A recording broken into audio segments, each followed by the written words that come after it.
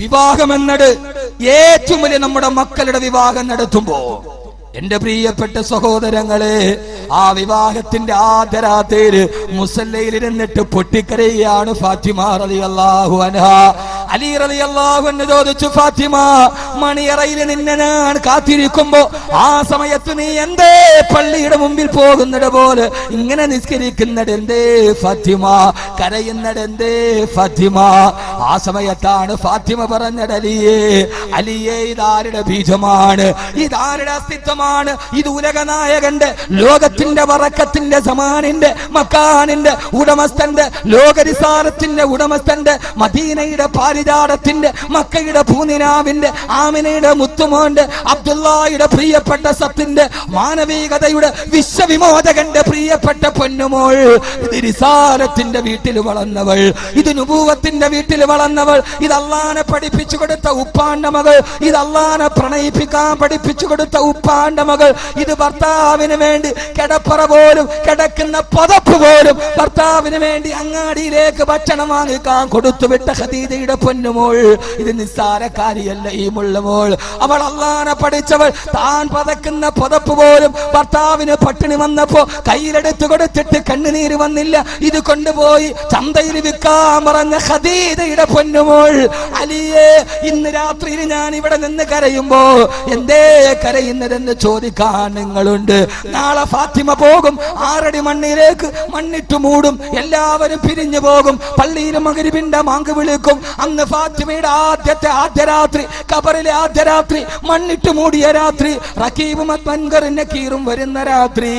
ആ രാത്രി എന്നെ സഹായിക്കാൻ ആരുണ്ടല്ലേ? എന്നോട് കരയുന്നത് എന്തെന്ന് ചോദിക്കാൻ സബാനിയാക്കളായ മലക്കുകളുടെ ദണ്ഡിന്റെ അടിയേറ്റ് ഫാത്തിമ പെടയുമ്പോ എന്തേ ഫാത്തിമ കരയുന്നെന്ന് ചോദിക്കാൻ അലിയേ, നിങ്ങൾ പോലും അവിടെ ഉണ്ടാവില്ലല്ലോ. ഖബറിന്റെ ആദ്യ രാത്രി ഒത്തിട്ട് ഞാൻ കരയുകയാണ്, പടച്ച റബ്ബിനെ ഒത്തിട്ട് കരയുകയാണ്, എന്റെ റബ്ബിനെ ഒത്തിട്ട് കരയുകയാണ് ഞാനെന്ന് മറുപടി പറയവേ ഫാത്തിമ ഫാത്തിമ ഫാത്തിമ മറുപടി വീണ്ടും വന്ന് അലിയാരുടെ.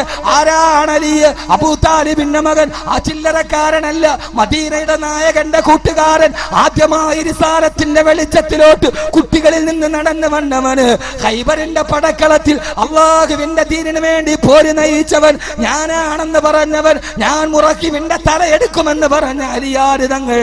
അത് നിസ്സാരക്കാരനല്ല, ലോകനായകന്റെ മരുമകനാണ്. ഫാത്തിമ, ഒന്നുകൂടി മുസല്ല നിവർത്തിയിട്, മണിയറയിൽ മുസല്ല നിവർത്തി, ഞാനും കൂടി നിന്റെ ഓരത്ത് നിൽക്കട്ടെയോ? പാതിരാ സമയത്തും മണിയറയിൽ ഒരു മുസല്ലയുണ്ടായി. തറക്കാ ഫിറാശഹുമാ വഖാമാ ഫിദ്ദുജാ യതലല്ലലാനി ബിതാഅത്തിർ റഹ്മാനി ഉമ്മാഖിറുൽ ഉഖറാ അലാ ദുനിയാ വമാ ഫീഹാ മിനൽ ഐശിൽ യസീരിൽ ഫാനി. അന്നത്തെ രാത്രി 2 പേര് ആ മണിയറയിൽ നിസ്കരിച്ച് പൊട്ടിക്കരഞ്ഞു.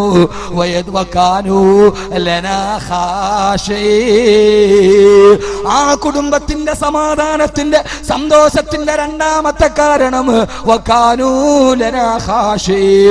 അവരല്ലാഹനെ പേടിയുള്ള ഭാര്യയും ഭർത്താവും, പടച്ച റബ്ബിനെ അല്ലാഹനെ അറിഞ്ഞ മാതാപിതാക്കൾ.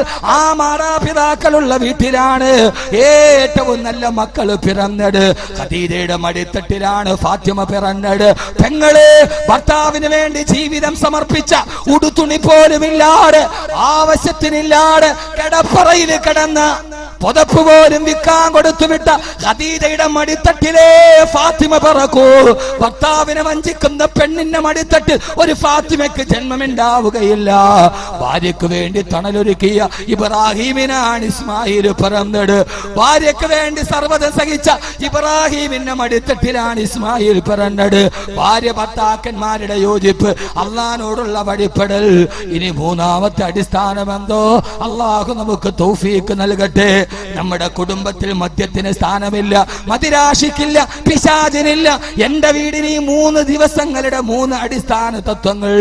1, പടച്ച റബ്ബിനോട് ദുആ ചെയ്യുക. 2, 2 അല്ലാഹനെ ഭയന്ന് ജീവിക്കുക. 3 ഇന്നഹും കാനൂ യുസാരിഊന ഫിൽ ഖൈറാത്ത്. ആ ഭാര്യ ഭർത്താക്കന്മാർ ഏത് നന്മ കണ്ടാലും അവിടെ ഓടിപ്പോകും. സിനിമ കാണാനല്ല, വാതുണ്ടെന്ന് കേട്ടാൽ ഓടിയെത്തും. ഒരു സദക്കയുടെ കാര്യം എത്തിയാൽ ഓടിയെത്തും. ഇൻഷാ അല്ലാഹ് ഏറ്റവും വലിയ ഓട്ടം ഈ നന്മയ്ക്ക് വേണ്ടിയാകണം. ചെറുപ്പക്കാരെ, മത്സരം എന്തിനു വേണ്ടി? നന്മയ്ക്ക് വേണ്ടി. മമ്മൂട്ടിയുടെ സിനിമയ്ക്ക് ആദ്യത്തെ ടിക്കറ്റ് എടുക്കാനുള്ള മത്സരമല്ല, ഫുട്ബോൾ മാമാങ്കത്തിനല്ല, നന്മയ്ക്ക് വേണ്ടി മത്സരിക്കുക. മദീനത്തെ പള്ളിയിൽ ആഹ്വാനം നടന്നു, സഹാബ അല്ലാഹുവിന്റെ ദീൻ പട്ടിണിയിലാണ്, നിങ്ങളുടെ വീട്ടിലുള്ളതൊക്കെ എടുത്തുകൊണ്ട് വരിക. പറയേണ്ട താമസം മദീനത്തെ പള്ളിയിൽ നിന്ന് ഓട്ടം നടന്നു. ആരാണ് ഓടുന്നത്? ഉമറാണ് ഓടുന്നത് റളിയല്ലാഹു തആല അൻഹു. ഉമർ ചിന്തിച്ചു, എപ്പോഴും എന്നെ മറികടക്കുന്നത് അബൂബക്കറാണ്. ഇന്ന് അബൂബക്കർ കൊടുക്കുന്നതിനേക്കാൾ സദക്ക എനിക്ക് കൊടുക്കണം. നേരെ ഓടി ഉമർ വീട്ടിലേക്ക്. ഇന്ന് മത്സരമാണ് ഇവിടെ. ഏത് മത്സരം എന്നറിയുമോ? ഉമറും അബൂബക്കർ റളിയല്ലാഹു അൻഹുമാ അവര് തമ്മിലുള്ളൊരു മത്സരമാണ്. എനിക്കിന്ന് ജയിക്കണം. ഉമർ ഓടി വീട്ടിലെത്തി ഭാര്യയോട് പറഞ്ഞു, ഉള്ള സമ്പത്ത് 2 2 പകുത്തു. ഒരു പകുതി വീട്ടിലിരിക്കട്ടെ, മറ്റേ പകുതിയുമായി ഉമറേ, നിന്റെ വീടിന് വേണ്ടി എന്ത് വെച്ചിട്ടുണ്ട്? എന്റെ ആകെയുള്ള ഒരു പുരുഷായുസിന്റെ സമ്പത്ത് 2 പകുത്തു നബിയെ. ഒരു പകുതി അല്ലാഹുവിന്റെ ദീനിന് വേണ്ടി, മറ്റേ പകുതി എനിക്ക് കുടുംബത്തിന് വേണ്ടി. അള്ളാഹു നിനക്ക് ബറക്കത്ത് ചെയ്യട്ടെ ഉമറേ. ഉമർ റളിയല്ലാഹു അൻഹു കരുതി, ഇനി അബൂബക്കർ ഇതിന് മുകളിലേക്ക് എവിടേക്ക് പോകാൻ? ഇന്നെന്നെ തോൽപ്പിക്കില്ല ഉമർ, ഇന്നെന്നെ തോൽപ്പിക്കില്ല അബൂബക്കർ. ഇതിന്റെ ഒരു പുരുഷായുസിന്റെ പകുതി കൊടുത്തിരിക്കുകയാ എന്നിരിക്കുമ്പോഴാണ് സഹോദരങ്ങളെ അങ്ങേ ഭാഗത്ത് നിന്നൊരു മനുഷ്യൻ പാഞ്ഞു വരുന്നത്. തലയിലൊരു തോൽപാത്രം. എല്ലാവരും ചിന്തിക്കും, ഇടത്തെ കയ്യിൽ പാതി കീറിയ ഒരു ഈത്തപ്പന മരത്തിന്റെ പായ നേരെ കൊണ്ടുവന്ന് അല്ലാഹുവിന്റെ റസൂലിന്റെ മുമ്പിലിട്ടു. എന്തേ അബൂബക്കറേ ഇത്? യാ റസൂലല്ലാഹ്, നിനക്ക് നിന്റെ കുടുംബത്തിന് നീ എന്ത് ബാക്കി വെച്ചു അബൂബക്കറേ? അല്ലാഹു റസൂലു, എനിക്ക് അല്ലാഹ് മതി നബിയേ. എന്റെ വീട്ടിൽ അല്ലാഹുവും അവന്റെ പ്രവാചകനും മതി. ഇനി എന്റെ വീട്ടിൽ ഇതല്ലാതെ വേറൊന്നും ബാക്കിയില്ല തിരുദൂതരെ. ഏറ്റവും അവസാനം കൊടുത്ത് ഇനി എന്റെ വീട്ടിൽ ബാക്കിയുള്ളത് വെള്ളം വെക്കുന്ന ഈ തോൽപാത്രം, ഞാനും എന്റെ ഭാര്യയും കിടന്നിറങ്ങുന്ന ഈ പാതി കീറിയ ഈത്തപ്പനമരത്തിന്റെ പായ. ഉമർ റളിയല്ലാഹു അൻഹു പൊട്ടിക്കരഞ്ഞു.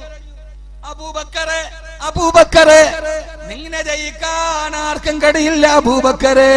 ഇതാണ് ഖുർആൻ പറഞ്ഞത്, ഇന്നല്ലദീന സബഖത് ലഹും മിന്നൽ ഹുസ്നാ.